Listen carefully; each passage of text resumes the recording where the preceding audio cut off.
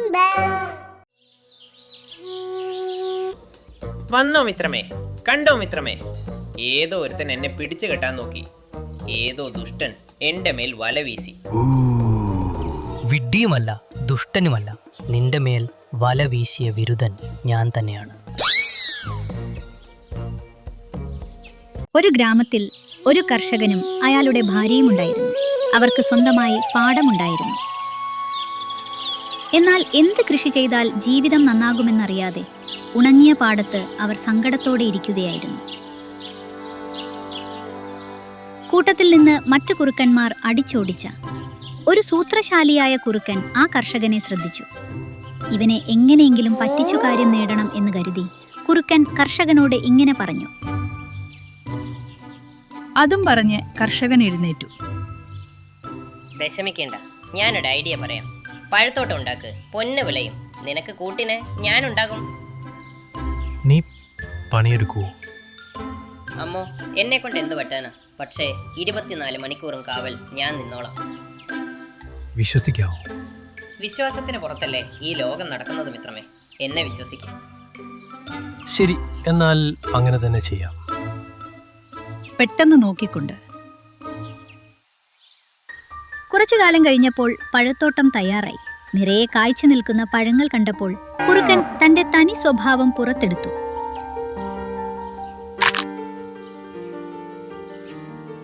Idea എന്റെയാണ്, പഴങ്ങൾ എനിക്കുള്ളതാണ്. എന്റെ ബുദ്ധി ഉപയോഗിച്ച് അവനെ ഗേറ്റിൽ തന്നെ തടഞ്ഞു. പഴങ്ങളെല്ലാം ഞാൻ തിന്നു തീർക്കും. He he he. ഇലകൾക്കിടയിൽ തിളങ്ങി നിൽക്കുന്ന വലിയ തണ്ണിമത്തൻ. അതിനു മുൻപിൽ നിന്ന് വീമ്പിളക്കിക്കൊണ്ട് കുറുക്കൻ ഇങ്ങനെ പറഞ്ഞു. ഓഹോ, എന്റെ മുഖത്തിൽ അക്കുണ്ട്, എന്റെ നാക്കിൽ കിക്കുണ്ട്. എന്നെ തടയാൻ ആർക്കാണ് കഴിയുക? വെട്ടി വിഴുങ്ങാം ഈ പഴം. അത് പറഞ്ഞു തീരുന്നതിന് മുൻപേ കുറുക്കന്റെ ദേഹത്ത് വല വന്നു വീണു. വലയിൽ കുടുങ്ങിയ അയ്യോ അമ്മേ, എവിടുന്നാ ഈ വല? ആരാ വീശിയത് ഈ വല? ഇത് സ്വപ്നമല്ലല്ലോ. സ്വപ്നമല്ല, ഇത് വലയാണ്. ഷോ കാണിക്കാൻ പോയാൽ പണി കിട്ടും. രക്ഷിക്കണേ എന്ന് ഒച്ച വെച്ചാൽ ആരെങ്കിലും കേൾക്കും. വരൂ, ആരെങ്കിലും വരൂ, എന്നെ രക്ഷിക്കൂ, ബമ്പർ ഓഫർ ഉണ്ട്. ആ, ഇതെന്താ ചന്തയിൽ കപ്പലണ്ടി വിൽക്കുന്ന പോലെ ഇങ്ങനെ വിളിച്ചാൽ എങ്ങനെയാ? ഇങ്ങനെ ആയാൽ ആര് വരും? വല ആര് മാറ്റും? കരയണോ? രക്ഷിക്കണേ, എന്നെ രക്ഷിക്കണേ, ആരും ഇല്ലേ? ആരും വരില്ലേ? കർഷകനും കർഷകന്റെ ഭാര്യയും വന്നു. വന്നോ മിത്രമേ, കണ്ടോ മിത്രമേ, ഏതോ ഒരുത്തൻ എന്നെ പിടിച്ചു കെട്ടാൻ നോക്കി. ഏതോ ദുഷ്ടൻ എൻ്റെ മേൽ വല വീശി. വിഡ്ഢിയുമല്ല ദുഷ്ടനുമല്ല, നിന്റെ മേൽ വല വീശിയ വിരുദ്ധൻ ഞാൻ തന്നെയാണ്. ഞെട്ടിപ്പോയി കുറുക്കൻ. മൂക്കത്ത് വിരൽ വെച്ചു. നിങ്ങളുടെ ബുദ്ധിക്ക് എന്ത് പറ്റി? കുറുക്കനും തെരുവുനായയും കറി വെക്കാൻ കൊള്ളില്ല. ഇതിന്റെ മേൽ എന്തിനാ വല വീശിയത്? ഈ കർഷകൻ എന്തോ മാറ്റം പോലെ സംസാരിക്കുന്നു. ഇവനും ഇവന്റെ ഭാര്യയും തമ്മിൽ തല്ലുണ്ടാക്കി രസിക്കണം. നാണം അഭിനയിച്ചുകൊണ്ട്. ദേഷ്യപ്പെടാതെ മിത്രമേ, കൊഞ്ചിച്ച് മടിയിലിരുത്തുന്ന പോലെ. സുഹൃത്താണോ അതോ പ്രിയസഖിയാണോ? എൻ്റെ മേൽ തന്റെ പ്രേമവല വീച്ചുകയാണോ? രൂക്ഷമായി നോക്കി കുറുക്കനെ ഭട്ട് എന്നടിച്ചു കർഷകന്റെ ഭാര്യ. അയ്യോ അമ്മേ! വായടയ്ക്ക് എന്റെ ഭർത്താവിനെ നോക്കി പ്രേമം പറയുന്നോ? തോലുരിഞ്ഞു മരത്തിൽ കെട്ടിത്തൂക്കി വാലിനെ കഷ്ണം കഷ്ണമാക്കും ഞാൻ. എന്താ വിചാരിച്ചത്? ഇതെന്താ ഇത്? വിചാരിച്ചതൊന്ന്, സംഭവിച്ചത് വേറെ. ഇവർ രണ്ടുപേരും ഭയങ്കര ടാലന്റഡ് ആണല്ലോ. ഇനി എങ്ങനെ പുറത്തു കിടക്കും? ഞാൻ പറയാം. പറ, നമ്മൾ മിത്രങ്ങളല്ലേ? ചെരുപ്പൂരി അടിക്കും. ഇപ്പോൾ സ്നേഹിതൻ എന്ന് പറയും, പിന്നെ സവത്തിയാണെന്ന് പറയും. പല്ല് കൊഴിഞ്ഞു പോകും. എന്താ വിചാരിച്ചത്? അടിച്ചു കൊഴിക്ക്. പല്ലുള്ളത് കൊണ്ടല്ലേ തോട്ടത്തിലെ പഴങ്ങളെല്ലാം തിന്നു തീർത്തത് ഈ കള്ളക്കുറുക്കൻ. ഞാനോ? മുള്ളുവടി വെച്ച് നിന്റെ പുറത്തു കുത്തും. അന്ന് എൻ്റെ അടുത്ത് വന്ന് എന്തു പറഞ്ഞു? പഴത്തോട്ടം ഉണ്ടാക്ക്, പൊന്നു വിളയും, ജീവിതകാലം മുഴുവൻ കാവലിരുന്നോളാം എന്ന് പറഞ്ഞില്ലേ? പറഞ്ഞു, കാവലിരിക്കുകയും ചെയ്തു. എന്ത് കാവലാണിയിരുന്നത്?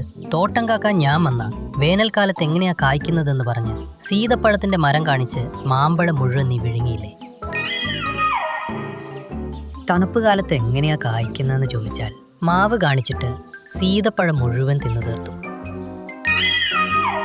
ഇന്നലെ നിന്റെ കുറുക്കൻ മർഗത്തിനെ മൊത്തം വിളിച്ച് പാർട്ടി നടത്തിയാണെന്ന് പറഞ്ഞ് തോട്ടം മുഴുവൻ നശിപ്പിച്ചു. ഇതൊക്കെ നിന്നോട് ആരോട് പറഞ്ഞു ഗുരു? ആരാന്നോ? ആ കുറുക്കന്മാർ തന്നെ. കുറുക്കന്മാരോ? അതായത് എന്റെ വക തിന്നിട്ട് എന്നെ തന്നെ? ആരുടെ മുതലാ? നിന്റെയോ അതോ എന്റെയോ? പട്ടിയുടെ വാല് വളഞ്ഞായിരിക്കും, കുറുക്കന്റെ ബുദ്ധിയും അങ്ങനെ തന്നെ. ഇവനെ എന്ത് ചെയ്യണം? ഒന്നും ചെയ്യണ്ട, അതിനെ അങ്ങനെ തന്നെ വിട്ടേക്ക്. വെറുതെ വിട്ടാൽ എന്ത് ശിക്ഷ കിട്ടി? ഇവൻ എങ്ങനെ ബുദ്ധി വരും? വിട്ടേക്കാൻ പറഞ്ഞത് വലയിൽ നിന്ന് തുറന്നു വിടാനല്ല, വലയിൽ തന്നെ കിടക്കട്ടെ. കാവലിരുന്ന പോലെയുമാകും. പുറത്തിറങ്ങാൻ പറ്റാത്തതുകൊണ്ട് തോട്ടം സുരക്ഷിതമായിരിക്കും. അപ്പൊ എന്റെ ഭക്ഷണമോ? ചതിക്കുന്നവർക്ക് ഭക്ഷണം കിട്ടില്ല, കഷ്ടപ്പെടുന്നവർക്ക് ഫലം കിട്ടാതിരിക്കില്ല.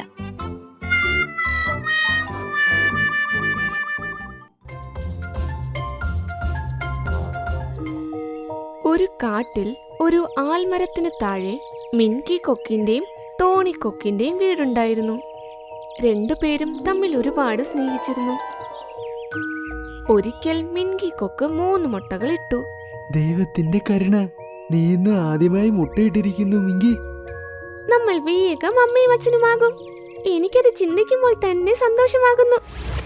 ഒരു കുറുക്കൻ തന്റെ ഗുഹയിലിരുന്ന് ഇതെല്ലാം കേൾക്കുന്നുണ്ടായിരുന്നു. എനിക്കും ചിന്തിക്കുമ്പോൾ എന്തോ സന്തോഷം തോന്നുന്നുണ്ട്. ഇനി ആ 3 മുട്ടയും കഴിച്ചു കഴിയുമ്പോൾ കൂടുതൽ സന്തോഷമാകും. അപ്പോൾ അവരുടെ അടുത്തേക്ക് മോണ്ടു താറാവ് വന്നു. അരെ വാ മിങ്കി, നീ 3 മുട്ടയിട്ടിരിക്കുന്നല്ലോ.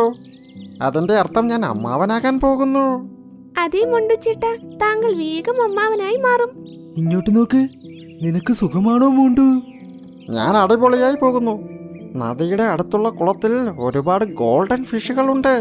ഞാൻ നിങ്ങളെയും അറിയിക്കണമെന്ന് ഓർത്തു. എന്താ പറഞ്ഞേ? ഗോൾഡൻ ഫിഷോ? അത് രണ്ടുപേരുടെയും ഫേവറേറ്റ് ആണ്. വാ, നമുക്ക് പോയേക്കാം. അവർ രണ്ടുപേരും തങ്ങളുടെ മുട്ട അവിടെ തന്നെ വെച്ച് മോണ്ടു താറാവിന്റെ ഒപ്പം പോയി. അപ്പോൾ കുറുക്കൻ വായിൽ വെള്ളം ഊറിക്കൊണ്ട് മുട്ടയുടെ അടുത്തേക്ക് പോയി. നമ്മൾ മാതാപിതാക്കളാവുന്നത് സന്തോഷം തോന്നുന്നു. പിന്നെ ഞാൻ അമ്മാവനുമാകും, അതിലും എനിക്ക് സന്തോഷമുണ്ട്. കൊള്ളാം, മാതാപിതാക്കളും അമ്മാവനുമാകുന്നു. ഞാൻ ഇപ്പോൾ തന്നെ ഇതെല്ലാം തിന്ന് അവരുടെ സ്വപ്നത്തെയും വിഴുങ്ങാൻ പോകുന്നു. ഇത് പറഞ്ഞ് ഓരോന്നായി 2 മുട്ടകൾ ആ കുറുക്കൻ കഴിച്ചു. കൊള്ളാമല്ലോ, നല്ല സ്വാദുള്ള മുട്ട. ഇതിന്റെ സ്വാദ് പറഞ്ഞറിയിക്കാനേ പറ്റുന്നില്ല. അതിനുശേഷം ആ കുറുക്കൻ 3ാമത്തെ മുട്ടയും കഴിച്ചു. വയറ് നിറഞ്ഞു. ഇന്ന് വരെ എത്ര മുട്ട കഴിച്ചിട്ടുണ്ട്. എന്നാൽ ഈ മിൻകു കൊക്കിന്റെ മുട്ടയ്ക്ക് നല്ല രുചിയാ.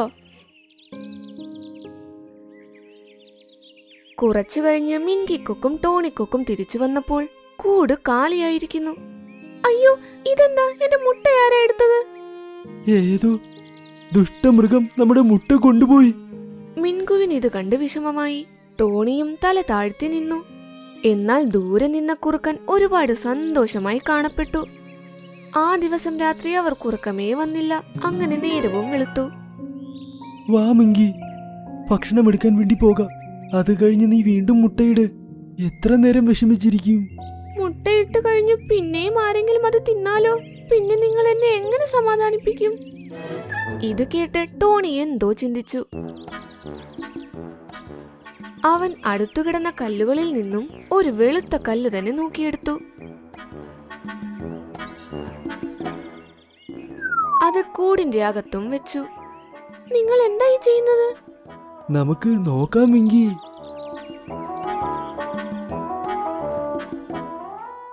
അവൻ പിന്നെയും പോയി ഒരു വെളുത്ത കല്ലും കൂടി എടുത്തുകൊണ്ടുവന്നു. അതും ആ കൂടിന്റെ അകത്ത് വെച്ചു. ഈ 2 കല്ലും കാണാൻ മുട്ട പോലെ തന്നെയുണ്ട്. നമുക്ക് ഇതിലൂടെ മനസ്സിലാക്കാം നമ്മുടെ മുട്ട ആരാണ് മോഷ്ടിക്കുന്നതെന്ന്. ശരി, നോക്കാം എന്താ പറ്റുന്നതെന്ന്. അവർ രണ്ടുപേരും മുൻപോട്ട് നടന്ന് കുറെ ദൂരെ നിന്ന് ഒരു മരത്തിന്റെ പുറകിൽ ഒളിച്ചു നിന്ന് നോക്കിക്കൊണ്ടിരുന്നു. ആ സമയം കുറുക്കൻ ഉറക്കം എഴുന്നേറ്റിരുന്നു. Good morning everyone. ഇവിടെ അതിന് ആരുമില്ലല്ലോ. ആർക്ക് ഗുഡ് മോർണിംഗ് പറയാനാ? ഇത് പറഞ്ഞ് അതിന്റെ നോട്ടം നേരെ മുട്ടയിലേക്ക് തന്നെ പോയി. അതിന്റെ മുഖവും തെളിഞ്ഞു. അത് ഓടി അവിടേക്ക് വന്നു.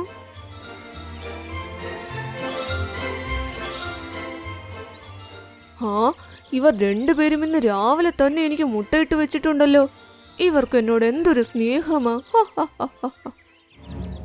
ഇങ്ങനെ പറഞ്ഞത് നേരെ വാ കൊണ്ടുപോയി വെച്ചു. അയ്യോ, ഓ ഓ, അതൊരുപാട് കഷ്ടപ്പെട്ടു. അത് കല്ല് വായിൽ നിന്നും പുറത്ത് തള്ളുകയും ചെയ്തു. അയ്യോ ദൈവമേ, ഇത് കല്ലാണല്ലോ. ഈ കൊക്ക് എന്തോ പണി ചെയ്തിട്ടുണ്ട്. കുഴപ്പമില്ല, അടുത്ത തവണ ഞാൻ നോക്കിക്കോളാം. ഇന്നിവിടെ നിന്നും പോയേക്കാം. ഇങ്ങനെ പറഞ്ഞത് തന്റെ ഗുഹയുടെ അകത്തേക്കും പോയി. ദൈവമേ, അതൊരു കുറുക്കനായിരുന്നു. ഇതിന്റെ കയ്യിൽ നിന്നും നമ്മൾ എങ്ങനെ രക്ഷപ്പെടും? നമുക്ക് മാതാപിതാക്കളാകാനുള്ള ആഗ്രഹം വിട്ടേക്കാം. ഇത് നമ്മളെക്കാൾ ശക്തനായ മൃഗമാണ്. എന്നാൽ പേടിക്കേണ്ട ആവശ്യമില്ല. നമ്മൾ മനസ്സുകൊണ്ട് ചിന്തിക്കുന്നതിന് പകരം ബുദ്ധി കൊണ്ട് ചിന്തിക്കേണ്ട സമയമാ. ഇത് കേട്ട് മിൻകു കൊക്കിന് ഒന്നും തന്നെ മനസ്സിലായില്ല. എന്നാൽ ടോണി കൊക്ക് എന്തോ ഒന്ന് ഓർത്തു വെച്ചിട്ടുണ്ടായിരുന്നു. മിങ്കി, എന്റെ കൂടെ വാ. മിൻകി കൊക്ക് ടോണി കൊക്കിന്റെ ഒപ്പം ഒരു ഗുഹയുടെ അടുത്തേക്ക് പോയി. അവിടെ ഒരു സിംഹവും ഇരിപ്പുണ്ടായിരുന്നു. ഷേർഖാൻ, ഷേർഖാൻ, താങ്കളുടെ ജീവൻ അപകടത്തിലാണ്. വേഗം ഇവിടെ നിന്ന് പോകൂ.